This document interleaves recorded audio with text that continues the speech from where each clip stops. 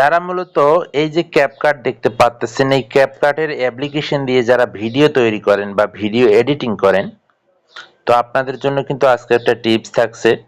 আপনারা অনেকেই যারা নতুন কাজ করেন তারা আসলে বুঝেন না যে সাউন্ড কিভাবে রিমুভ করতে হয়, বাট বাইরে রয়েছে আপনাদের যে কন্টেন্টগুলো আপনারা তৈরি করেন, ভিডিওগুলো আমি দেখি আপনারা বাইরের কিন্তু অনেক সাউন্ড থাকে।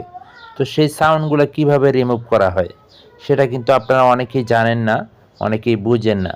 তো আজকের ভিডিওটা দেখুন। এই যে নিউ প্রজেক্ট, আপনারা এখানে ট্যাপ করে আপনি যে সাউন্ড বারের যে ভিডিওটা তৈরি করতে চাচ্ছেন সেই ভিডিওটা এখান থেকে সিলেক্ট করে নেবেন। তো আমি এই ভিডিওটা সিলেক্ট করে নিলাম।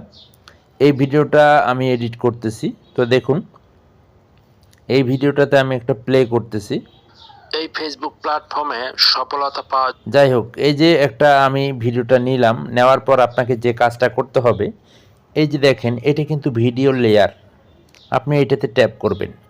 এইটাতে ট্যাপ করার পর এখান থেকে আপনি দেখতে পারবেন কিছু অপশন রয়েছে।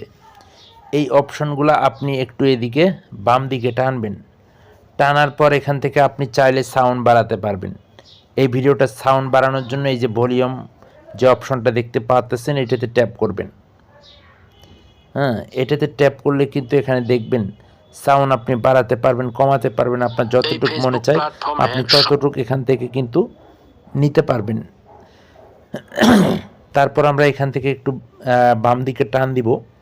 আমাদের মূল বিষয়টা হচ্ছে সাউন্ড কোয়ালিটি ভালো করানোর জন্য। সো সাউন্ড কোয়ালিটি ভালো করানোর জন্য এখান থেকে দেখবেন এই যে রিডিউস নয়েজ নামে একটা অপশন রয়েছে। আপনি এই অপশনটার ভিতরে ট্যাপ করবেন। আগে কিন্তু আপনাকে এই যে ভিডিও লেয়ারটার উপরে কিন্তু ট্যাপ করতে হবে।